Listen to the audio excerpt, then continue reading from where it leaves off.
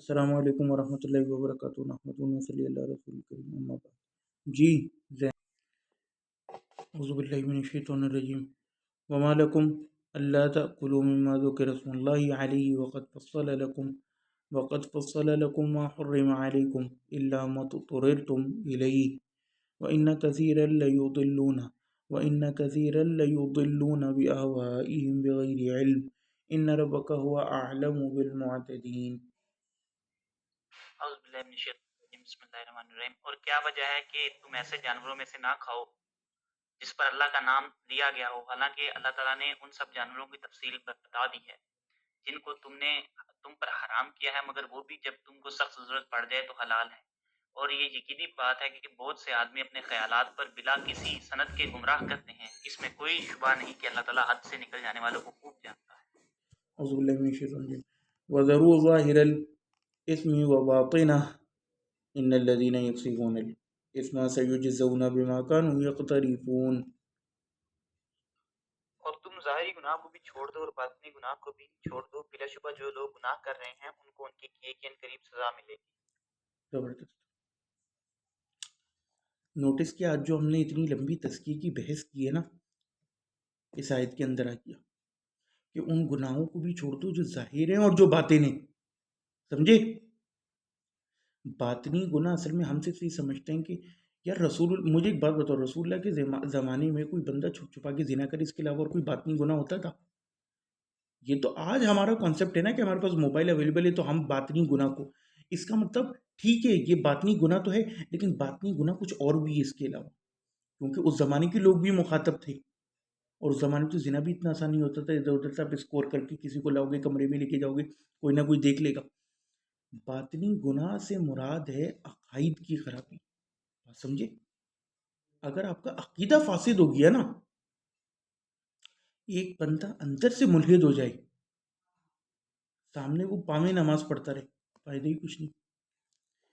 تو اللہ تعالیٰ اس سے بچائے۔ اعوذ باللہ من ولا تأکلوا مما لم یذکر اسم اللہ علیہ وانہ لفسق ولا تأکلوا مما لم یذکر اسم اللہ علیہ وانہ لفسق وإن الشياطين ليوحون إلى أوليائهم ليجادلوكم وإن أطعتموهم إنكم لمشركون۔ اور ایسے جانوروں میں سے مت کھاؤ جن پر اللہ کا نام نہ لیا گیا ہو، اور یہ کام نافرمانی کا ہے۔ یقیناً شیاطین اپنے دوستوں کے دل میں ڈالتے ہیں تاکہ یہ تم سے جدال کریں، اور اگر تم ان لوگوں کی اطاعت کرنے لگو تو یقیناً تم مشرک ہو جاؤ گے۔ جزاک اللہ خیرا۔ اب دیکھو مسئلہ یہ کہ تزکیہ ایک ایسی چیز ہے اور یہ امپورٹنٹ پوائنٹس ایسے ہیں کہ یار اس پہ اتنے پوائنٹس آتے ہیں لیکن ہماری کلاس ہوتی ہے لیٹ۔ ہاں کام چل جائے گا پھر نہیں، ہم نے جو کہ ہمیشہ انڈیا پاکستان کے علماء سے سیکھا ہے نا، اجمیوں سے، اور وہ بھی گلی محلے کے، تو ہم اس لیے بھی ہمارے بدزن ہونے کی وجہ یہ کیونکہ ہم نے اچھے علماء دیکھے ہیں۔ اب میں آپ کو عرب کے ایک عالم کا واقعہ سنا رہا ہوں جو میں نے شاید بمشکل چند دن پہلے سنا ہے کہ انہوں نے اس آیت سے کیا سمجھا جو آج تک ہمیں کسی نے بیان ہی نہیں کیا۔ وہ بتانے لگے کہ میرے پاس ایک بندہ آیا جو کہنے لگا کہ میں نبی ہوں، یعنی وہ نبوت کا دعوے دار تھا، تو کہنے لگا میرے اوپر جو ہے وہ وحی آتی ہے۔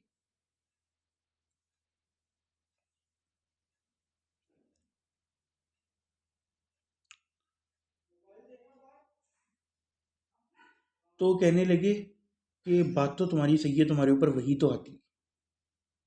کہنے لگے کہ وہ بندہ حیران ہو گیا کیونکہ آج تک وہ جب بھی کیا کہتے ہیں کسی عام سے مولوی کے پاس گیا تو وہی کہتا تھا کہ وحی کا سلسلہ منقطع ہو گیا۔ آپ نے بھی یہ سنا ہوگا کہ وحی کا سلسلہ منقطع ہو گیا۔ پھر انہوں نے یہ آیتیں پڑھی، سمجھے کیا؟ شیاطین الانس والجن یوحی بعضهم، کہنے لگے تمہارے اوپر وحی آتی ہے لیکن اللہ کی طرف سے نہیں آتی، شیطان کی طرف سے آتی ہے۔ پوائنٹ سمجھے؟ کیونکہ اللہ نے قرآن میں کہا یہ دو آیتیں ہم نے دیکھ لی اور اس کے علاوہ شیطان جو ہے وہی کرتا ہے۔ تو انہوں نے کہا اب دیکھو، کیونکہ اس کو کہتے ہیں حکمت. انہوں نے ڈیل ہی ایسے کیا نا کہ اس بندے کے پہلے ہی دل میں سوال پیدا ہو گیا.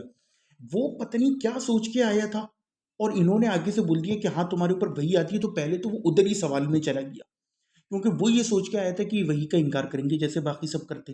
انہوں نے کر لیا اقرار، لیکن ساتھ ہی ایک بات لگا دی کہ یہ اللہ کی طرف سے نہیں ہے، شیطان کی طرف سے. اور قرآن کی ایک دم آیت پڑی، وہ اس کو ہٹ کری.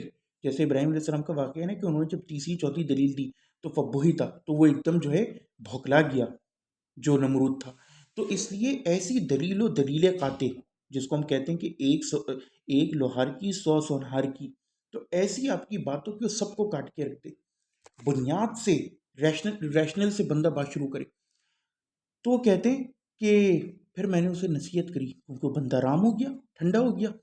میں نے اس کو نصیحت کری کہ اب جب بھی تمہارے اوپر وہی آئے نا یہ شیطانی، تو تم نے اعوذ باللہ من الشیطان الرجیم پڑھنا ہے، تو جو بھی ہوگا بھاگ جائے گا.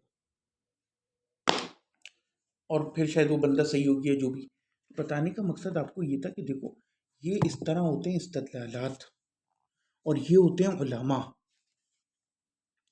اعوذ باللہ من الشیطان الرجیم. اومن کان میتا فاحییناہ وجعلنا له نورا يمشي به في الناس كمن مثله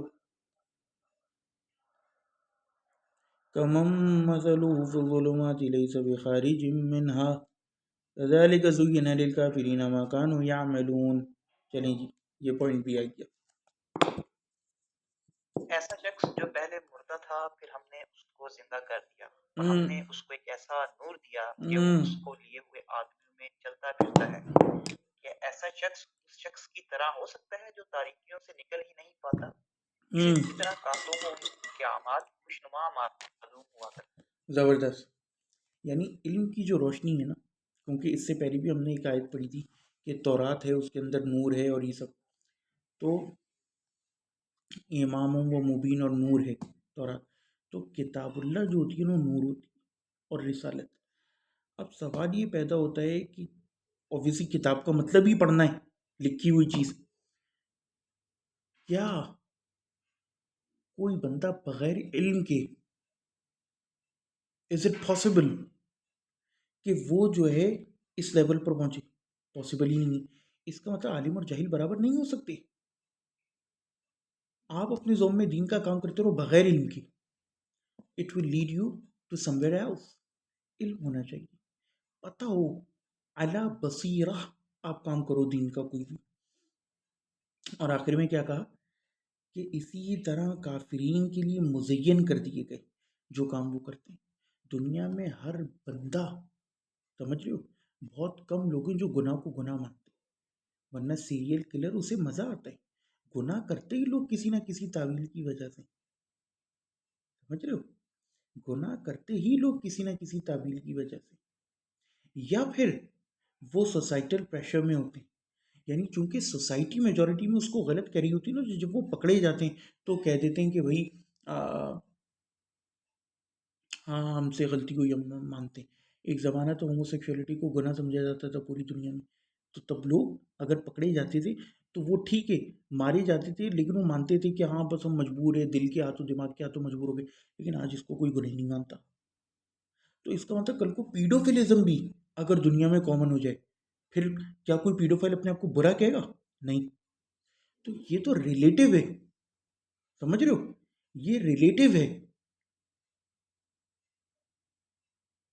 ایبسولوٹ تھوڑی ہے کہ کیا چیز بری ہے. تو وہ کسی نہ کسی تعویل کے ساتھ کر رہا ہوتا ہے. اعوذ باللہ من الشیطان الرجیم. وَكَذَلِكَ جَعَلْنَا فِي كُلِّ قَرْيَةٍ أَكَابِرَ مُجْرِمِيهَا لِيَمْكُرُوا فِيهَا وَمَا يَمْكُرُونَ إِلَّا بِأَنفُسِهِمْ وَمَا يَشْعُرُونَ.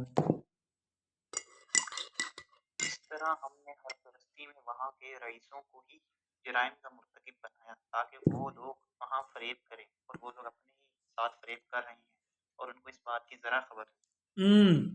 وَمَا يَشْعُرُونَ. یار یہ بہت امپورٹنٹ بات ہے ملک عمار. اللہ اس چیز سے بچائے، اس کی بھی پناہ مانگنی چاہیے کہ ہمیں پتہ ہی نہ چلے. اللہ اس اسٹیج پر جانے سے بچا لے وے کہ بندے کو اس بات کا احساس ہی نہ رہے کہ میں غلط کر رہا ہوں. میں اکثر یہ بات کہتا ہوں کہ بھائی درستگی کا عمل ہی تب شروع ہوگا جب آپ اپنے آپ کو غلط مانو گے.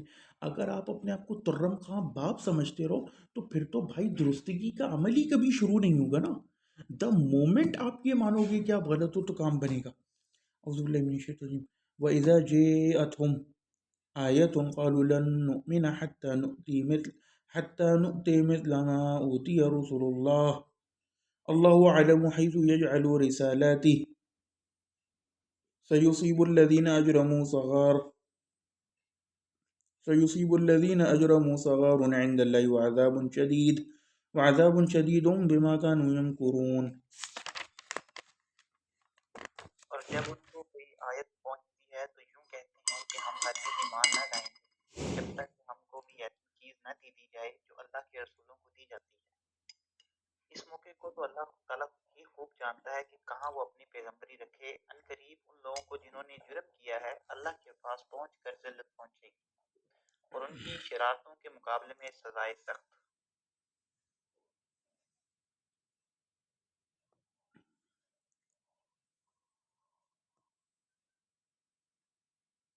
کس چیز کے مقابلے میں؟ ان کی شرارتوں کے مقابلے میں سزائے سخت. جزاک اللہ خیر. فقہ کا نقطہ ہے جو ہم اس دن احتمال کے حوالے سے بات کر رہے تھے نا کہ ہر زبان میں، اب بلکہ ہر زبان میں ہوتے ہیں اور عربی میں تو یہ ایپیکس لیول پر ہے کہ لفظ کے دو یا دو سے زائد معنی ہوتے ہیں. اسی طرح کبھی کبھار جس کو ہم محاورے بھی کہتے ہیں، ایک چیز اتنی کامن ہوتی ہے کسی زبان میں، عام ہوتی ہے، لیکن اس کا معنی کچھ اور ہوتا ہے. جیسے ہم کہتے ہیں آ بیل مجھے مار، اب کیا لٹرلی بیل آ رہی ہوتی کہ نہیں. اسی طرح ہم کہتے ہیں کہ یار میں نے تمہیں 50 بار بولا ہے، 36 دفعہ بولے، 20 بار بولے، لیکن کیا اس سے ہماری مراد اصلاً عدد ہوتا ہے یا تعدد ہوتا ہے؟ تعدد ہوتا ہے. اب آپ کو پتہ ہے یہ بھی فقہا کے ہاں بحث ہے کہ جو مختلف حدیث میں آئے نا کہ 70 بار پڑھو، اتنی بار پڑھو، اس سے مراد تعدد ہے یا اصلاً وہ عدد ہے؟ پوائنٹ سمجھے؟ وہ جو حدیث ہے نا جس میں رسول اللہ فرماتے ہیں کہ میں 70 بار یا 70 سے زائد بار اللہ سے استغفار کرتا ہوں دن میں. اب وہ کہتے ہیں کہ کیا اس سے لٹرلی مراد 70 ہے یا تعدد ہے؟ یعنی اگر آپ اس کو اردو بھاشا میں بولو تو میں کہوں کہ میں دن میں 50 بار اللہ کا استغفار کرتا ہوں، 36 بار اللہ کا استغفار کرتا ہوں. Obviously no one would take it literally. تو یہ ساری چیزیں نا زبان میں داخل ہوتی ہیں. ہاں جی زید بھائی یعنی یہ مبالغہ کیا جا رہا ہے اس سینس میں. جی بتانا صرف ایک فقہی نقطہ تھا کیونکہ یہ بھی کل پرسوں میں کچھ سوچ رہا تھا تو میرے دماغ میں آیا تھا، بھی اچانک دماغ میں آ گیا تو میں نے کہا بیان کر دوں کہ اس وجہ سے یعنی فقہا کا نا پھر اس وجہ سے اختلاف مختلف احکامات رولنگز میں پیدا ہوا، جیسے لمسنا لامستم النساء، اور اس کی وجہ سے پھر اختلاف پیدا ہوا کہ آیا اب اس کو جماع پر محمول کریں یا مجرد لمس مسح پر محمول کریں. اب جو کم عقل والا بندہ ہوگا وہ کہے گا کہ یہ کیسے ہو گیا اختلاف، جو وہ ایک ہی راہ کی طرف دوڑے. چلیں جی،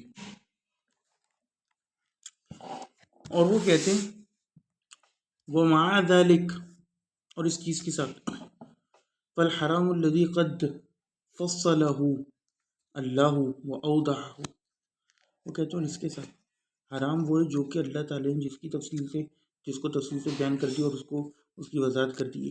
قد اباحہ عند الضرورہ والمخمصہ، اور اللہ نے اس کو مباح بھی قرار دے دی ہے عند الضرورہ ضرورت کے وقت، اور مخمصہ جب بندہ پریشانی میں مبتلا.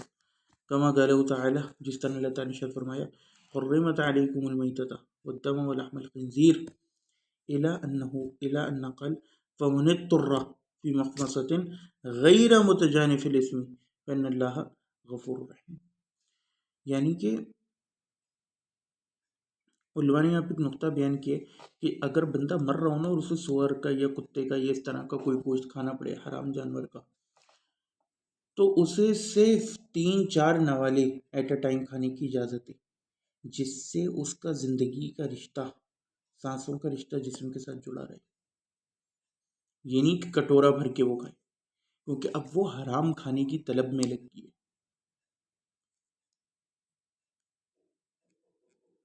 تو وہ 4-5 نوالے مباح ہوتے ہیں.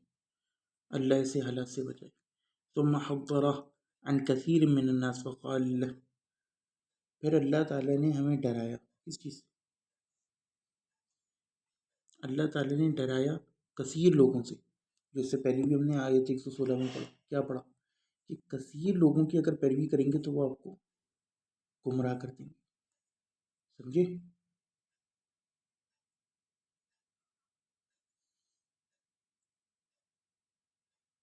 فقال وَإِن كَثِيرًا لَيُضِلُّونَ، کہ بے شک جو کثیر لوگ ہیں نا وہ آپ کو لازمی لام تاکید لَيُضِلُّونَ، وہ گمراہ کرتے ہیں بھی احوائہم، اپنی خواہشات نفسانی کے ذریعے، بغیر علم، بغیر کسی علم کے، وداؤٹ اینی علم، نکرہ ہے علم،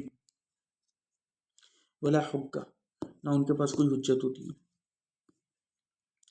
فَلْيَحْذَرِ الْعَبْدُ من امثال ہؤلاء، تو بندے کو چاہیے کہ وہ ایسے لوگوں سے ڈرے. وعلامتہم کما وصف اللہ لعبادہ ان دعوتہم غیر مبنی علی برہان. وہ کہتے ہیں کہ اور ان کی علامت کیا ہے بتاؤ؟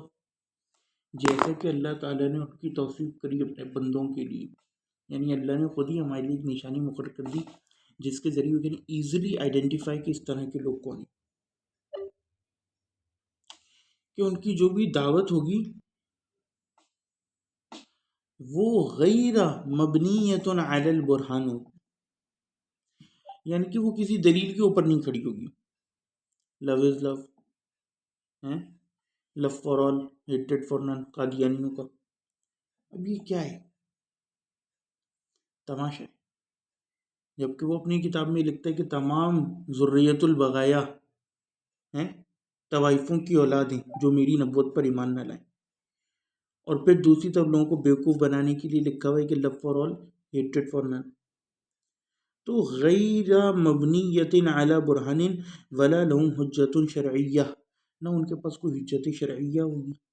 وانما یوجد لہم شب، بلکہ کیا ہوگا؟ ان کے پاس شب ہوگا. اب ان الفاظ پہ غور کیجیے. وہ جو اللہ نے کہا نا کہ وہ صرف ظن کی اتباع کرتے ہیں، وہم یخرصون، اور وہ اندازے لگاتے ہیں. دیکھیں دنیا میں کوئی اتنا بڑا پاگل نہیں ہے کہ اس کے پاس کوئی دلیل نہ اور وہ بات اٹھا کے لیے. ظن، تخمینہ، گمان، یہ لگایا ہی کسی موجود چیز کے آدھار پر جاتا ہے. یعنی آپ کا اتنا پرائر ایکسپیرینس ہوگا تب آپ آٹے کے ڈھیر کو دیکھ کے کہو گے نا کہ یار یہ 10 کلو کے برابر ہوگا. Are you getting my point?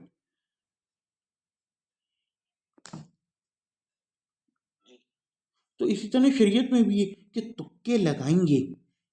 خارجی، اسماعیلی، رافضی، یہ سب قرآن سے شرک کی اپنی اور یا رسول اللہ اور غیر اللہ سے پکارنے کی دلیل، قبر پرستی، سب یہیں سے نکال کے لاتے ہیں. فرق کیا ہے؟ اللہ نے کہا ہے کہ برہان، واضح دلیل لانی ہے جب اللہ کے بارے میں کوئی بات کرنی ہے. ہاتو برہانکم ان کنتم صادقین. برہان کوئی چھوٹی چیز نہیں ہوتی. رسول اللہ کو پورا جیون غیر اللہ کی دعا سے خالی. قرآن میں اتنے انبیاء کی دعائیں ریپیٹ ہوئیں، یعنی غیر اللہ تو چھوڑو، بہت دور کی باتیں، بحق کی محمد و آل محمد کے الفاظ ہیں. نبی کے صدقے میں بھی ایک دعا نہیں ہے. نہ خود رسول اللہ نے کبھی دعا کری کہ نبی کے صدقے میں، نہ حضرت عمر نے کری رسول اللہ کی وفات کے بعد. تو سوال یہ پیدا ہوتا ہے کہ اب آپ اتنی بڑی عمارت کھڑی کر لو تکوں کی بنیاد پہ، رسکی. بی ایس بی آوائم الفاسدہ و آرائم الخاسرہ، یعنی اپنی فاسد آرا اور احوا اور مختصر آرا کے آدھار پر. فَهَؤُلَاءِ مُعْتَدُونَ عَلَى شَرِ اللَّهِ إِنَّ رَبَّكَ هُوَ أَعْلَمُ بِالْمُعْتَدِينَ، بے شک آپ کا پالن ہار بہت اچھی طرح جانتا ہے، زیادہ جاننے والے معتدین کو، اعتدا کرنے والوں کو، حد پھیلانے والوں کو. تو یہ وہ لوگ ہیں جو کہ شرع اللہ کے اوپر چھلانگ مارتے ہیں. وعلی عباد اللہ واللہ لا يحب المعتدین، اور اللہ کے بندوں کے اوپر بھی، اور اللہ تعالیٰ معتدین کو پسند نہیں کرتا. بخلاف الہدین المہدین، مہتدین، بخلاف ہادی اور مہدیوں کے. فإنهم يدعون إلى الحق والهدى، تو یہ وہ لوگ ہیں جو کہ حق اور ہدایت کی اور بلاتے ہیں. وَيُؤَيِّدُونَ دعوتهم بالحجج العقلیہ والنقلیہ، اور یہ وہ لوگ ہیں جو کہ اپنی دعوت کی تائید کرتے ہیں حجج عقلیہ سے، علم کلام آئیہ، والنقلیہ، اور نقلی دلائل. اب یہ عرب کی شکل، یہ بات کہنا کہ نقلی دلائل اور یہ علم کلام کچھ نہیں ہوتا، جاہلوں سے کون بات کرے. ولا يتبعون في دعوتهم الا رضا ربهم، ولا يتبعون في دعوتهم الا رضا ربهم، اور یہ اتباع نہیں کرتے اپنی دعوت میں سوائے رضا ربی کے. یعنی کہ وہی بات کیا جو ہم نے کچھ دن پہلے ڈسکس کری کہ اخلاص ہونا چاہیے. اخلاص اگر نہیں ہے تو کوئی فائدہ نہیں. والقرب منہ، اور اس کا قرب، یہ مقصد نہ ہو کہ گروپ میں اپنا نام اوپر چسپا کرنا مشکل سی عربک کیلیگرافی میں، اور جو ہے وہ اپنی نوشو نما نہیں، خالصتاً اللہ کے لیے ہو. پھر چاہے ایک بندہ ہے. آج وہ لڑکے نے گروپ میں میسج کیا نا کہ میں اپنے دوست کو ایڈ کر دوں، پہلے ہم لوگ کر لیتے تھے، اب وہ طلب ہی نہیں رہی، اب اللہ کے لیے کام کر رہے ہیں. مخلص بندہ چاہیے، کوئی ضرورت نہیں گروپ میں لانے کی جب تک پراپر نہ ہو. الا رضا ربہم والقرب منہ، والقرب منہ. یہاں پہ میں ایک جو ہے نا وہ علم کلام کہہ لیں آپ یا جو بھی، اس کا ایک چھوٹا سا پوائنٹ، کیونکہ میں ابھی کچھ دن پہلے سن رہا تھا ایک نہاد اسٹوڈیو کی، بیان کرنا چاہوں گا صرف یہ بتانے کے لیے کہ دیکھیں علم کیا چیز ہوتی ہے اور آپ کو کس لیول پہ جا کے سوچنا پڑتا ہے. اور میں نے ابھی شاید کچھ دن پہلے بات بیان کری بھی تھی کہ ہم کیوں بگ بینگ تھیوری کو نہیں قرآن سے ثابت کرتے، اور نہ بگ بینگ تھیوری قرآن سے ثابت ہوتی ہے. اور اگر بگ بینگ تھیوری قرآن سے ثابت ہو جائے تو اس سے آدم و حوا کی کریشن کے اوپر کتنا بڑا حرف آتا ہے. بگ بینگ تھیوری کا مطلب ہی یہ کہ آدم و حوا جو ہے وہ بندر سے بنے، بلکہ تمام انسانیت بندر سے آئی ہے.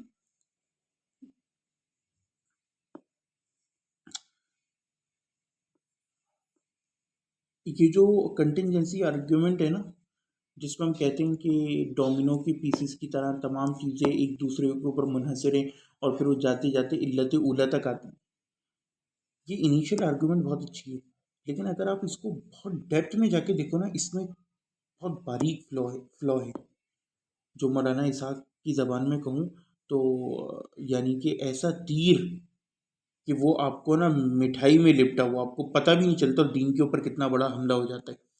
وہ یہ ہے کہ پھر آپ نے خدا کو بھی ان سم سینس ڈپینڈنٹ مان لیا کہ لازم ہے اس کے اوپر کہ وہ تخلیق کرے، کیونکہ ساری چیزیں اس سے پیدا ہوئی.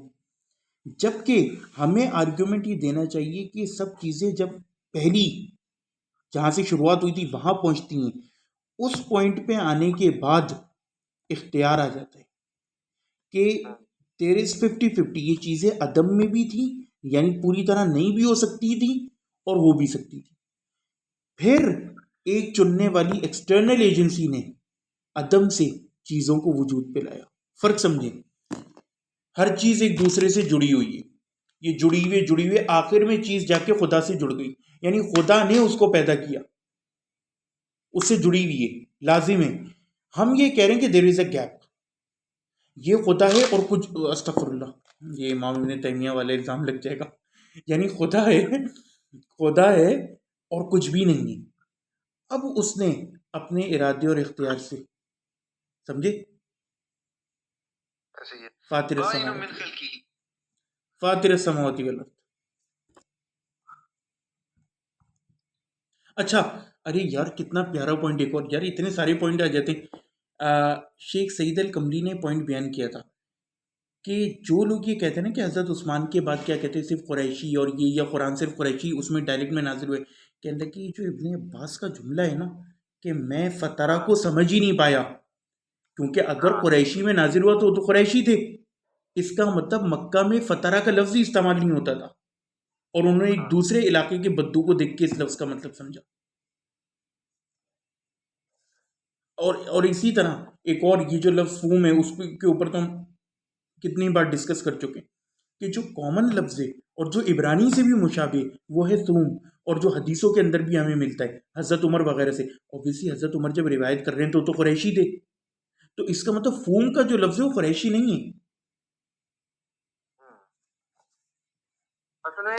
اصل میں نا اس میں ایک میں آپ کو مزے کا نکتہ بتاتا ہوں، یہ شیخ طریفی نے بیان کیا تھا.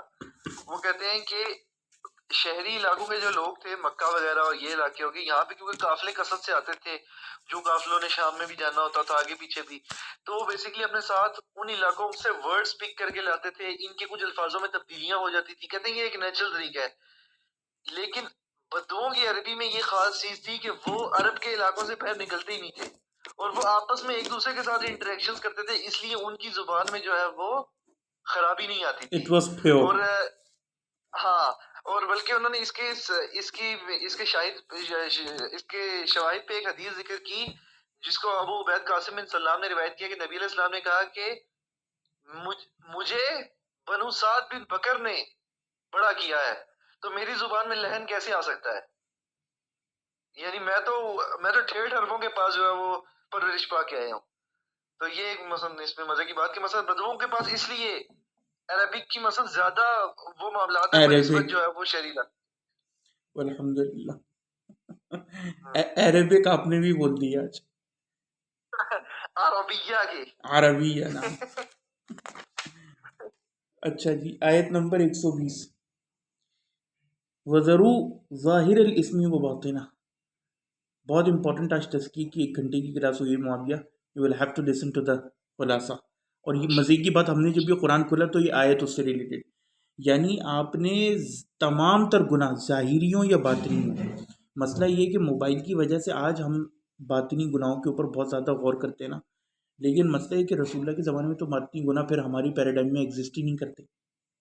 اس زمانے میں تو زنا کرنا بھی اتنا مشکل تھا، بھئی آپ کہیں سے کسی کو اسکور کر کے لے کے جاؤ گے کوئی نہ کوئی دیکھ لے گا. اب سوال ہی پیدا ہوتے کہ پھر رسول اللہ کے زمانے میں باطنی گناہ کیا تھے، کیونکہ اولین مخاطب وہ تھے. باطنی گناہ سے مراد جو ہے نا تمام تر عقائد کی خرابیاں، عقائد کی خرابیاں. بلکہ میں اس کو لے آتا ہوں، بات مختصر بیان کر ہی دیتا ہوں تاکہ ریکارڈنگ میں بھی آ جائے. دیکھیں میں نے 2 پوائنٹ بیان کیے تھے، یعنی کسی بھی بندے کو اگر یہ جاننا ہے نا کہ میں گناہ میں مبتلا ہوں یا نہیں، یا شیطان کا میرے اوپر کیسے اٹیک ہے، پہلے تو دیکھیں 2 پوائنٹس اسے سمجھ لینا چاہیے. اگر تو بندے سمجھتا ہے کہ میں جو دین کی خدمت کر رہا ہوں یہ کافی ہے، تو اس سے بڑا گمراہ کوئی نہیں. دوسرا، اگر وہ یہ سمجھتا ہے کہ مجھے چینج کی ضرورت نہیں ہے، یعنی مجھے کسی سے مشورے کی ضرورت نہیں ہے، یہ بندہ بھی سب سے بڑا گناہ ہے. اور یہ دونوں چیزیں وہ جو ہم نے استکبار والی حدیث بار بار پڑھتے ہیں اس سے ریلیٹڈ ہے، مجھے اس کو پھر سے بیان کرنے کی ضرورت نہیں. اب آ جائیں گناہ کے لیول. سب سے پہلے تو گناہ کی ڈیفینیشن سمجھے. گناہ وہ ہے جو دوسرا کرے، سمجھے؟ گناہ وہ ہے جو دوسرا کرے، جو آپ کرو وہ گناہ نہیں ہے. اب مسئلہ یہ کہ شریعت میں نا 3 لیولز ہیں گناہ کے، ایٹ لیسٹ جو میں نے اپنے ایکسپیرینس سے دیکھا ہے. ایک پرائمری لیول ہے، پھر سیکنڈری لیول ہے، اور پھر ایک ٹرشری ہے جو کہ بہت ایک وائڈ ایرا ہے. سب سے پہلے بندہ یہ دیکھیں کہ کیا میں کسی پرائمری لیول کے گناہ میں تو نہیں ہوں. اور کوئی بھی بندہ جو یہ سمجھتا ہو نا کہ میں گناہوں سے پاک ہوں، یعنی جو 5 سال سے 6 سال سے دین سے جڑا ہوا ہو اور وہ یہ سمجھ رہا ہو کہ میں گناہوں سے پاک ہوں، ایسا ہو ہی نہیں سکتا کہ وہ ان 3 اسٹیجز میں کہیں بھی نہ ہو سکتا ہے پرائمری اسٹیج میں نہ ہو، وہ سیکنڈری اور ٹرشری میں لازمی پھنسا ہوا ہوگا. پرائمری گناہ کے لیول کیا ہیں؟ زنا، چوری، پورن اور یہ سب جو ہے سمنا بلیت اور اس طرح کی تمام بڑے بڑے گناہ، حرام کھانا، ڈراپ شپنگ اور یہ وہ اسٹاک ایکسچینج، بٹ کوائن اور ان تمام چیزیں، اسلامی سود، غیر اسلامی سود، یہ سب ہیں پرائمری گناہ موٹے موٹے کہ شیطان آپ کو نا کہیں سے گناہ میں لگا دے گا. پھر سیکنڈری گناہ یہ ذرا بہت میں نے اسی لیے ہاتھ کی اشارے سے بتایا تھا کہ کم ہوتے ہیں. وہ ہیں کہ جس بندے کو تھوڑا تزکیہ مل گیا ہو، فیس بک، انسٹاگرام. اب آپ کہہ رہے ہو کہ موسیقی حرام ہے، اور جو بندہ موسیقی کا عاشق ہے اس کو آپ بری نگاہ سے دیکھ رہے ہو. خود آپ انسٹاگرام کی ریلز میں دن رات موسیقی سن رہے ہو، انڈائریکٹلی، ڈائریکٹلی نہیں سنتے لیکن ہر ایڈ کے اندر موسیقی آ رہی ہوتی، سن تو آپ بھی رہے ہو نا.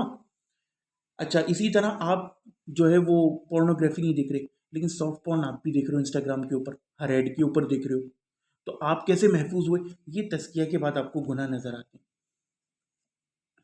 اس کے بعد آتا ہے ٹرشری لیول۔ یہ ہوتا ہے کہ جو بندہ ان دونوں اسٹیجز سے پاس ہو چکا ہو نا، اب وہ اپنے آپ کو سمجھنے لگتا ہے ترم خاں، جبکہ اصل ایگزام اب شروع ہوتا ہے۔ یہ وہ لیول ہوتا ہے، جیسے ایک لڑکا تھا کچھ مہینے کے لیے شیعہ ہو گیا تھا، تو اس نے کہا کہ عظیم بھائی میں نے نا 2-3 مہینے میں کوئی بھی گناہ ہی نہیں کیا، میرا دھیان بھی نہیں جاتا تھا۔ میں نے کہا کیوں جائے گا؟ جب اس نے تمہیں شرک عظیم میں اور گناہ عظیم میں لگا دیا، تو وہ تم سے گناہ کروا کے کیا کرے گا کہ تم ٹپی دیکھو اور دوسرے گناہ کرو؟ تو اس لیے آپ کو یہ سمجھنا چاہیے کہ اگر کوئی بندہ ہے نا، جیسے ہمارے یہاں اکثر یہ جو سو کال دینی بوائز ہوتے ہیں انہیں بڑا فخر ہوتا ہے کہ ہم جو ہیں ہم جم جاتے ہیں، ہم گناہ نہیں کرتے، ہم لڑکیاں نہیں دیکھتے یا ہم گانے نہیں سنتے۔ یار یہ 2-4 چیزیں شیطان نے آپ کو اس سے بڑے گھپلے میں لگایا ہوا ہے۔ آپ جو ہے وہ شیطان کی طرح 7 آتوں میں کھا رہے ہو، پروٹین شیک پی رہے ہو، 10 کیلے کھا رہے ہو، شریعت میں تو یہ بھی منع ہے۔ آپ نے داڑھی نہیں رکھی ہوئی ہے، آپ نے سب سے بڑے گناہ میں اس میں مبتلا ہو۔ پھر انٹلیکچوئل لیول کے گناہ، کوئی کہہ رہا ہے کہ سیکولرزم جائز ہے، رسول اللہ اور حضرت ابوبکر عمر ان سب لوگوں نے سیکولر حکومتیں کری تھی۔ یہ مذہبی لڑکوں کا حال ہے جو علل پڑھتے ہیں۔ کوئی بندہ جو ہے وہ کہہ رہا ہے کہ کیا کہتے ہیں، کوئی اللہ نہ کرے شرک میں پڑ گیا، کوئی جو ہے وہ کہہ رہا ہے کہ نعوذ باللہ من ذالک رسول اللہ نے جو ہے وہ تمام جنگیں ڈیفینسو لڑی نہیں، اوفینسو تو لڑی نہیں۔ اب اس کو سمجھانے میں آپ کے 2 مہینے نکل جاتے ہیں۔ کوئی بندہ جو ہے وہ کہہ رہا ہے کہ یار اصل یہ ہے کہ ہم کتوں کی طرح کمائیں پہلے 3-4 سال، اور پھر ہمارے پاس لازمی پیسہ آ جائے گا، اور پھر ہم دین کی خدمت کریں گے، لائبریریز بنائیں گے اور خود بھی پڑھیں گے سکون سے بیٹھ کے۔ جبکہ یہ اتنا بڑا فلو ہے، آپ کہہ نہیں سکتے کہ آپ کے پاس محنت کر کے پیسہ آ جائے گا۔ اس بات کو بالکل کلیئر کر لیں، یعنی کہ قرآن کے اندر جتنا ہم جاتے ہیں نا، ہمیں پتہ چل جاتا ہے کہ آپ کا اتنا سبھی دخل نہیں ہے۔ آپ یہ سمجھتے رہو کہ میں نے محنت کی مجھے نتیجہ ملے گا، اسلام میں کوئی اس کی گارنٹی نہیں ہے۔ اللہ جس کو چاہتے دیتا ہے، کرنا ہے آپ نے اپنا کام، لیکن اٹ از ناٹ گارنٹیڈ آخرت کے علاوہ۔ کسی بندے کا کانسیپٹ خراب ہے، یہ سب تو میرے ماں باپ کی دعا ہے، یہ میری ماں کی دعاؤں کا نتیجہ ہے۔ اب لوگوں کے کانسیپٹ خراب ہیں، جبکہ سلیمان علیہ السلام جو کہ نبی ہیں اور ان کے باپ بھی نبی ہیں، داؤد علیہ السلام، جب وہ عالم وہ تھرون لے کر آیا عرش، تو سلیمان علیہ السلام نے کیا کہا؟ یہ سب میرے باپ نبی کی دعاؤں کا نتیجہ ہے؟ نہیں، انہوں نے کہا ھذا من فضل ربی۔ آپ کو کیا پتا کہ یہ آپ کی ماں کی وجہ سے دعا قبول ہوئی ہے؟ یعنی آپ تھوڑی دیر کے لیے ٹھنڈے دل سے غور کرو، یعنی آپ دعوی نبوت کر رہے ہو، نعوذ باللہ من ذالک۔ آپ یہ کہہ رہے ہو کہ مجھے علم ہو گیا، کہ اللہ نے مجھے بتا دیا کہ میری ماں کی دعا قبول ہوئی ہے، کیا پتہ آپ کی دعا قبول ہوئی ہو، کیا پتہ کسی اور کی دعا قبول ہوئی ہو۔ تو اسلام میں تو یہ بالکل غیر شرعی الفاظ ہیں، اگر میں سخت الفاظ استعمال نہ کروں۔ یہ کہنا کہ یہ سب تو میری ماں کی دعاؤں کو نہیں چاہیے، آپ کی دعاؤں سے لوگ اکثر ملتے ہوئے کہتے ہیں کیسے کہہ سکتے ہو آپ کی دعاؤں سے؟ اور مزے کی بات ہے کہ اس بندے نے کبھی دعا ہی نہیں کی ہوتی اس کے لیے۔ میرے پاس تو آ کے مریض بولتے ہیں نا کہ ڈاکٹر صاحب آپ کی دعاؤں سے، میں صاف منہ پہ بول دیتا ہوں، میں کہتا ہوں کہ مجھے تو آپ کا نام یاد نہیں، میں آپ کے لیے دعا کب کروں گا۔ تو اس لیے کیا کہتے ہیں، اب بتانا یہ مقصد تھا۔ ایک بندہ واٹس ایپ، جی مداخلہ ہونا کہ یعنی اسی میں نا کچھ بڑی سٹل چیزیں بھی ہیں، یعنی یہ تو بڑی چلی چیز ہو گئی نا کہ مجھے محنت کی وجہ سے ملا ہے۔ بعض لوگ اس طرح کے جملے بول دیتے ہیں، مثلا جیسے قارون نے کہا تھا کہ اوتیتہ علی علم عندی، مجھے یہ مال دیا گیا ہے میرے علم کی وجہ سے۔ یہ بعض لوگ کہہ دیتے ہیں یہ اللہ تعالیٰ نے جو ہے وہ میرے صبر کی وجہ سے مجھے دیا ہے، جبکہ کیا اللہ تعالیٰ کے اوپر یہ لازم تھا کہ تمہارے صبر کا تمہیں اس طرح بدلہ دے؟ بس کہو اللہ تعالیٰ کی رحمت تھی، اسے مجھے دے دیا۔ ایگزیکٹلی۔ تو یہ وہ اسٹیج ہے کہ جہاں پہ نا شیطان نے آپ کو لگا ہوا ہے، آپ سمجھ رہے ہو فیس بک پہ پورا دن فضول کی بحث کر کے، سوروں کے گلوں میں موتیاں ڈال کے کہ میں نے بہت بڑا جہاد کر لیا، واٹس ایپ پہ جیو پالیٹکس کی فضول ڈسکشنز، جبکہ یہ ایک مومن کا کام ہی نہیں ہے۔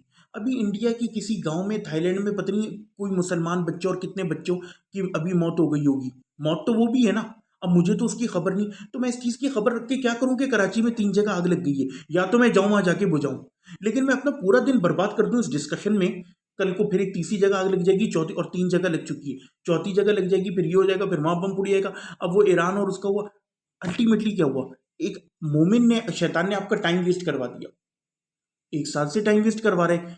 آپ کا کام یہ کہ جس میں آپ ڈائریکٹلی انٹرفیئر کر سکتے ہو اس میں کرو، نہیں تو اپنے علم بڑھانے پر توجہ دو۔ یہ وہ پوائنٹ ہے جو سمجھانا ہے کہ شیطان آپ کے اعمال کو مزین کر دیتا ہے اور آپ کو پتہ ہی نہیں چلتا کہ آپ کیا کر رہے ہو. جی شعیب بھائی. صاحب اس میں کل کے پرسوں دیکھ رہا تھا، ایک بہت بڑا اہل حدیث گھرانہ ہے، تو ان کا ایک چشم و چراغ ہے بزنس مین، وہ اس چیز پہ ترغیب دلا رہے تھے لیس الانسان الا ما سعی کے تحت، کہ انسان جو کوشش کر رہا ہے اس میں ملے گا ہی ملے گا. دیکھو میں بھی چڑھا رہا ہوں اتنی بلڈنگ، تو یہ بھی ذرا کلیئر کرتے ہیں. قرآن کی آیت پیش کی جاتی ہے کہ ہم کوشش کریں گے اس کا ملے گا ہی ملے گا. وہ آخرت سے ریلیٹڈ ہے، آخرت سے ریلیٹڈ ہے، کیونکہ اللہ نے کہا کہ ہم اعمال کو ضائع نہیں کریں گے، یعنی آخرت سے ریلیٹڈ. لیکن دنیا کے بارے میں آپ جتنی آیتیں پڑھ لو کہیں بھی گارنٹی نہیں ہے، بلکہ الٹا اللہ نے کہا ہے کہ ہم تمہیں آزمائیں گے لازمی. وہاں آیا ہے وَلَنَبْلُوَنَّكُمْ بِشَيْءٍ مِّنَ الْخَوْفِ، یعنی کہ ہم تمہیں لازمی، نون مشددہ بھی ہے، لام تاکید بھی ہے. اس کا لٹرلی ٹرانسلیشن یہ بنتا ہے کہ ہم لازمی تمہیں آزمائیں گے. تو سوال یہ پیدا ہوتا ہے کہ جب اللہ نے کہہ دیا کہ آزمائے گا مال کے نقصان سے، پھل کے نقصان سے، اس کا مطلب کبھی نہ کبھی تو زوال آئے گا. تو آپ یہ کہہ ہی نہیں سکتے. پھر یہ جو ابھی قارون والی آیت معاویہ نے پڑھی ہے، اور اس طرح کر کے کئی ایک ہیں جو اس بات کے اوپر دلالت کرتی ہیں کہ دنیا کا آپ کہہ ہی نہیں سکتے. سورہ کہف میں کیا آیا؟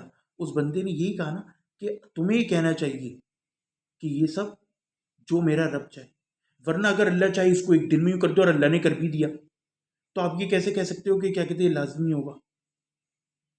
اچھا دوسری بات، اس بات میں کوئی شک نہیں کہ کوئی بندہ شکر کرے، یعنی وہی بات ہے نا. دیکھیں اسلام میں کبھی بھی سب سے زیادہ نقصان ہماری نے اس چیز نے پہنچایا ہے، جبکہ قرآن کا بنیادی میسیج کیا ہے کہ یا ایھا الذین آمنوا ادخلوا فی السلم کافۃ افتؤمنون ببعض الکتاب وتکفرون ببعض. ہمارے یہاں مسئلہ یہ کہ ہم جو ہے نا ایک آیت، خارجیوں نے بھی ایسی بڑی زبردست آیت اٹھائی تھی کہ ان الحکم الا للہ. اب اس کے آگے آپ کچھ بول سکتے ہو اگر میں صرف اس آیت کو لے کے بیٹھ جاؤں؟ نہیں، ایک پوری ڈاکٹرائن ہوتی ہے. تو ڈاکٹرین یہ ہے کہ پہلی بات، اگر تو آپ کی نیت یہ ہوگی کہ یہ میں دنیا کے لیے کر رہا ہوں، یعنی اس سے آپ کو دین کو فائدہ پہنچانا مقصود نہ ہوگا، تو پہلی بات تو یہ کہ ملے نہ ملے یہ بات کی بات ہے، وہ پیسہ کمانا اپنے آپ میں آپ کے لیے لعنت ہے. اب آ گئی آپ کی نیت کہ بھئی آپ دین کے لیے کرنا چاہ رہے ہو. سوال یہ پیدا ہوتا ہے کہ تب بھی گارنٹی نہیں، یعنی اللہ نے کہہ دیا کہ میں تمہیں لازمی آزماؤں گا، یہ بھی آیت ہے. نمبر 2، جب آپ کو جو ایک اور جگہ اللہ نے کہا کہ لئن شکرتم لازیدنکم ولئن کفرتم ان عذابی لشدید، یعنی کہ اگر تم شکر کرو گے تو میں تمہیں زیادہ کروں گا. لیکن اب سوال یہ پیدا ہوتا ہے کہ زیادہ سے مراد کیا نبی کریم صلی اللہ علیہ وسلم یا جتنے غریب صحابہ تھے کیا وہ اللہ کا شکر ادا نہیں کرتے تھے؟ سوال یہ پیدا ہوتا ہے کہ برکت نام کی ایک چیز ہوتی ہے جس کا اسلام میں کانسیپٹ ہے. ہاں جی معاویہ. سوال یہ پیدا ہوتا ہے کہ برکت نام کی ایک چیز ہے. یہ سمجھنا کہ مال کی کوانٹیٹی یہ ایک بہت ہی سطحی اور شیلو تھنکنگ ہے، بلکہ جو بھی مومن ہوگا نا، مومن جو بھی ہوگا وہ ہمیشہ مال سے بھاگے گا، کیونکہ with mall comes great responsibility. اچھا ہمارے یہاں ایک اور لوگوں کو یہ دھوکہ ہے کہ کیا کہتے ہیں بس زکوٰۃ نکال دو پھر جو چاہے یاشی مارتے پھرو. نہیں، اسلام میں ایسا نہیں ہے. اسراف بھی تو کوئی چیز ہے. اور یہ بات ہماری مشاہدے میں ہے کہ دنیا میں کوئی 2-4 مذہبی لوگ ہوں گے جن کے پاس پیسہ آنے کے باوجود وہ فتنے میں مبتلا نہیں ہوئے، ورنہ آپ سب کو دیکھ لیں. کوئی یوٹیوب کی کمائی کو حلال کہہ کے کھا رہا ہے کہ اس میں سے تھوڑا سا نکال دو، کوئی گاڑیوں میں گھوم رہا ہے لینڈ روور، اور وہ پھر آگے آپ دیکھ لیں ان کے بچے کیسے بدماش ہوتے ہیں، کلاشن کوفی لے کے اور بدماشی کرتے دین کے نام پہ. تو میں نے تو نہیں دیکھا، ایٹ لیسٹ میرے ایکسپیرینس میں کوئی نہیں ہے جس نے واقعتاً، کیونکہ دین کا تو اصل مقصد یہ کہ سارا کا سارا اللہ کی راہ میں لگا. اور یہ مسئلہ یہ کہ یہ آپ کو سمجھ میں آئے گا تزکیے کے لیول سے. سمجھ رہے ہیں بات؟ تزکیے کا لیول کیا ہے؟ ایک بندہ یہ بولے کہ میں مذہبی ہوں. تم کیا مذہبی ہو؟ لوگوں کو بیوقوف بنانے کے لیے مذہبی ہو. لن تنالوا البر حتى تنفقوا مما تحبون. اب یہ آیت جس کے سمجھ میں آ جائے مجھے بتائیں کہ وہ پیسہ جمع کر کے رکھ سکتا ہے؟ کیسے رکھے گا وہ؟ اسے بات پتہ چل جائے گی کہ یار اللہ تو کہہ رہے کہ جب تک اپنے پسندیدہ، یعنی آپ کو وہ مال نکالنا پڑے گا جو آپ نے کنز کر کے رکھا ہے. یہ ساری چیزیں اسراف ہے. اب رسول اللہ ہمارے یہاں لوگ دلیل لیتے ہیں کہ چرغے مانڈے کھائے جاؤ. چلو کبھی ایک آدھ دفعہ مہینے میں ہو گیا, اور اللہ معاف کرے میں بھی زیادہ کھاتا ہوں, لیکن جو حقیقت بات ہے, اب دیکھو دین تو بیان کرنا ہے نا. دین یہ کہ حضرت ابن عمر اور وہ جو روایت ہے کہ کافر 7 آنتوں میں کھاتا ہے اور مومن ایک میں. ٹھیک ہے, رسول اللہ کا ہم لباس دیکھیں عمومی طور پہ ریشم تو ویسے ہی منع کیا گیا, اور چاند سونا, اس کی بنیادی علت ہی یہ.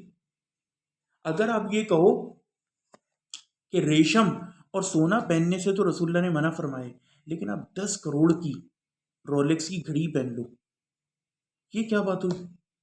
یعنی بالکل نان سینسیکل بات ہے. جب سونے کے برتن میں کھانے کی اور کیا علت ہوگی منع کرنے کی؟ ایگزیکٹلی. تو اس لیے کیا کہتے ہیں, یہاں سے یہ بات جو ہے نا آپ کو سمجھ میں آ جاتی ہے. سب سے بڑی بات اسراف کا پوائنٹ. اسراف کی آپ کوئی تفسیر جا کے پڑھ لو, اسراف کا مطلب ہے جو آپ کی ضرورت کے علاوہ ہو. آپ سمجھ رہے ہیں بات؟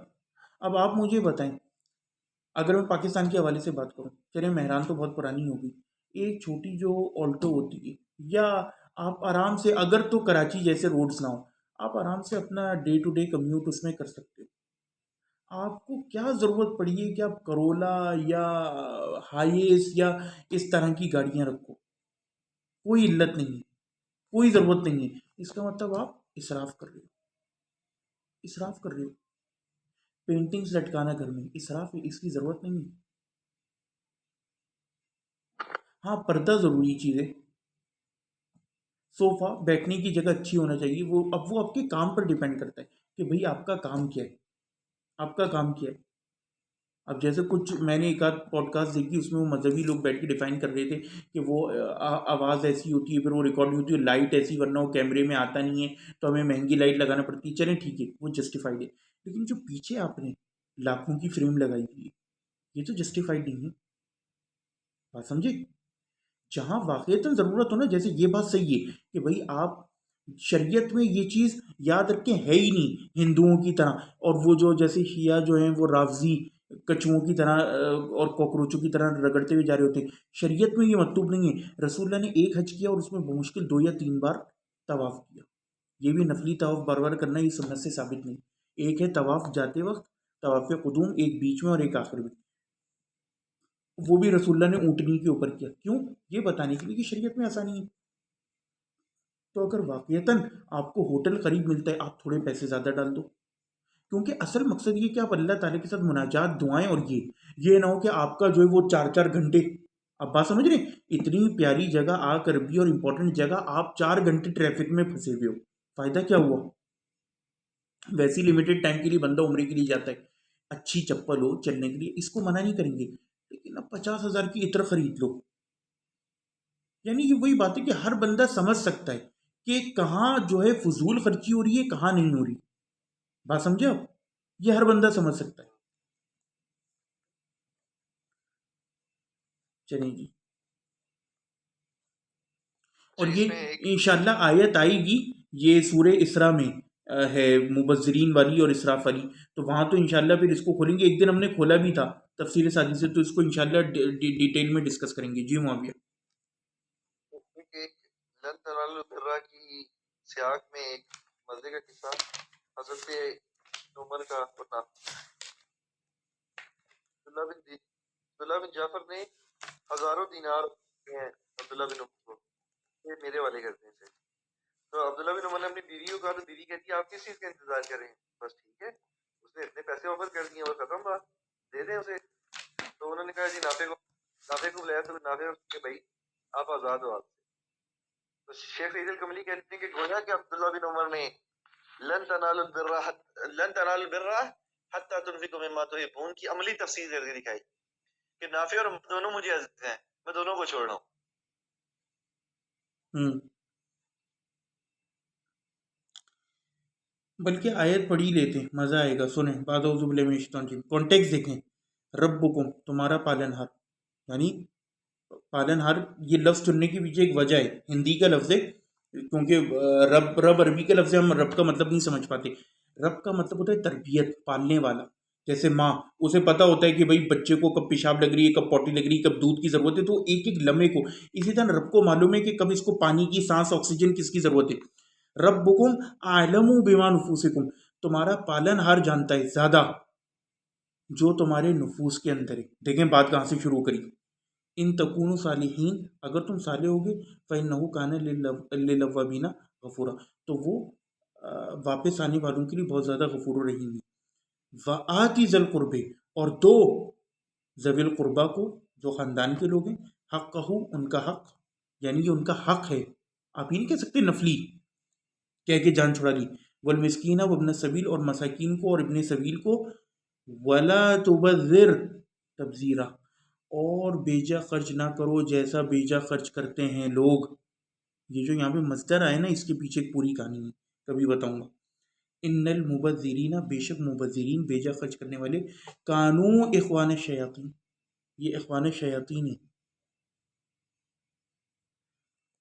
اچھا آپ بتا دیں بیجا خرچ کرنا پھر کیا ہوتا ہے. وکان شیطان لربہ کفورا، اور بے شک شیطان جو ہے وہ اپنے پالن ہار کا کفور ہے، ناشکرہ ہے. ٹھیک ہے، تو یہ آیت ہے. تو اس میں ساری چیز کلیئر ہے، کچھ بچے ہی نہیں. تو اس لیے یہ جو ہے نا ان لوگوں سے پوچھنا چاہیے جو اس طرح کی بات کرتے ہیں کہ بھئی پھر اللہ کی یہاں مراد کیا ہے، آپ بتائیں. پھر ایکسٹرا ویژنس اور فضول خرچی کیا ہوتی ہے؟ اگر تو چلیں جی، بہرحال یار استغفر اللہ، اللہ معاف کرے. اللہ معاف کرے. تو وہ کہتے ہیں ہر قسم کا گناہ،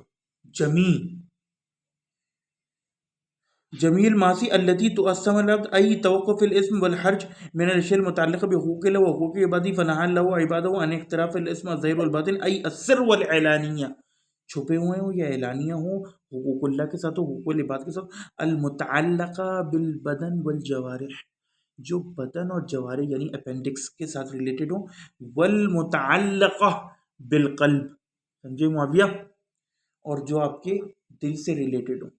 اس میں ساری چیزیں آ جاتی ہیں. یعنی کہ اگر آپ کا شیطان نے اوپر ہی کتنا بڑا عقیدہ کہ رسول اللہ نعوذ باللہ سیکولر حکومت کر کے گئے، کام نہیں ہو گیا. ہمیشہ کے لیے اس نے آپ کو ڈرپونک بنا دیا اگر اس نے آپ کے دل میں یہ عقیدہ ڈال دیا کہ رسول اللہ ڈیفینسو وارز لڑ کے گئے. اب آپ پورن نہ بھی دیکھتے ہو، اس نے ایک بہت بڑا کام کر دیا ہے. جی یار ریکارڈنگ تو بے شک روک دیں. جی ایک بندہ کہہ رہے ہیں ولا یتم للعبد، وہ کہتے ہیں کہ ممکن نہیں بندے کے لیے ترک المعاصی الظاہرہ والباطنہ، معصیت ظاہرہ و باطنہ کو ترک کرنا ممکن ہی نہیں بندے کے لیے، الا بعد معرفتها، سوائے اس کی معرفت پراپت کرنے کے بعد. اب ایک بندہ کہے کہ میں تو دین کا کام کر رہا ہوں، ایک بندہ کہے کہ مجھے کچھ سیکھنا ہی نہیں ہے کسی سے، تو اسے کبھی بھی کیا کہتے ہیں ہدایت مل سکتی ہے؟ وہ کہے کہ میں تو زنا نہیں کرتا، ٹھیک ہے آپ یہ بڑے بڑے گناہ نہیں کرتے، 100 بسم اللہ، آپ ہم سے بہت افضل ہو، لیکن مسئلہ یہ کہ شیطان نے آپ کو تیسرے لیول پہ پھنسا دیا، تو اس کا کام تو ہو گیا نا. اور یہ کب ہوگا؟ جب آپ اگلے کو بھی کچھ سمجھو گے، یعنی استکبار نکالنا ہوگا. ہر وقت بندہ جب ابو ہریرہ کہہ رہے ہیں کہ مجھے موت جب تک قبر میں نہیں اتر جاتا ہے شیطان کا ڈر ہے کہ وہ گمراہ نہ کر دے، تو سوال یہ پیدا ہوتا ہے کہ ہم کس کھیت کی مولی. تو ہمیں بھی ہر وقت یعنی ایک مومن بھائی یا مرشد کے ذریعے پوچھتے رہنا چاہیے کہ یار میرے اندر کوئی خرابی تو نہیں ہے، اچھا مجھے بتاؤ میرے اندر، میں مہد سے ایک زمانے میں کافی پوچھتا تھا، ابھی مصروفیت کی وجہ سے کافی عرصے سے بات نہیں ہوئی، لیکن یہ اتنا ہمیں فرینک ہونا چاہیے. یار پھر کیا فائدہ اسلامی بھائی چارے کا؟ اگر میرے اندر برائی ہے اور آپ مجھے صرف اس وجہ سے نہیں بتا رہے کہ وہ ہو جائے گا، تو پھر میں اتنا خراب ہوں اور ایسا بھائی چارہ جائے بھاڑ میں کہ آپ مجھے میری غلطی نہ بتا پاؤ، تو لازم ہے. تو کہتے ہیں اللہ بات معرفت والبحث عنہا، اس کے بارے میں سرچ کرے. اب دیکھیں جتنی بات میں نے پہلے کہی تھی وہ آ رہی ہے. فیکون البحث عنہا ومعرفت ما فی القلب والبطن والعلم بذلک واجبا متعینا علی المکلف. وہ کہتے ہیں کہ اس کے بارے میں ریسرچ کرنا، اس کی معرفت پراپت کرنا، معاصی جو دلوں کی ہوتی ہے اور ابدان کی، اور اس کا علم واجب ہے، متعینا ہے علی المکلف، مکلف کے اوپر. وکثیر من الناس، اور کثیر لوگ ایسے ہیں یخفی علیہ کثیر من المعاصی، کثیر لوگ ایسے ہیں کہ ان کے اوپر سے معصیت ہی چھپی ہوئی ہے کہ معصیت ہوتی کیا ہے، خصوصاً معاصی القلب، خاص طور پہ معصیت قلبی، ٹھیک ہے، کالکبر والعجب، کبر یعنی بڑائی، تکبر، والریا، ریا و نمود، ونحو ذلك، اور اس طرح کی چیزیں، حتی انہو یکون بھی کثیرا منہ وهو لا یحس بالعشر، یہاں تک کہ اس کے اندر اتنی زیادہ ہوتی ہے کہ اسے احساس بھی نہیں ہوتا، پتہ ہی نہیں چلتا، محسوس ہی نہیں ہوتا، وهذا من الاعراض عن العلم وعدم البصیرہ، اور وہ کہتے ہیں کہ کس سبب ہوا، جب بندے نے علم سے اعراض کیا، علم بہت ضروری ہے، وعدم البصیرہ، اور بصیرت کا نہ ہونا، ثم اخبر تعالیٰ، اس کے بعد اللہ تعالیٰ خبر دیتا ہے ان الذین یکسبون الاثم الظاہر والباطن سیجزون علی حسب کسبہم، کہ جو لوگ بھی گناہ کمائیں گے ظاہر و باطنی، انہیں ان کے حساب سے جزا دی جائے گی، وعلی قدر ذنوبہم، اور ان کے گناہوں کے سبب مطابق قلت او کثرت، کم ہو یا زیادہ، وہذا الجزاء یکون فی الآخرہ، اور یہ جزا جو ہوگی آخرت میں ہوگی، وقد یکون فی الدنیا، اور کبھی کبھار یہ دنیا میں بھی ہوتی ہے، یعاقب العبد فیخفف عنہ بذلک من سیئاته، کہ اس کے ذریعے بندے کی نا عاقبت کی جاتی ہے تاکہ اس سے اس کے گناہوں کا کچھ بوجھ کم کیا جا سکے۔ وآخر دعوانا ان الحمدللہ رب العالمین۔ آج 2 ہی آیتوں کی ہو پائی ہے، باقی وی ول کنٹینیو انشاءاللہ غد، کیونکہ ورنہ بہت لمبی ہو جائے گی۔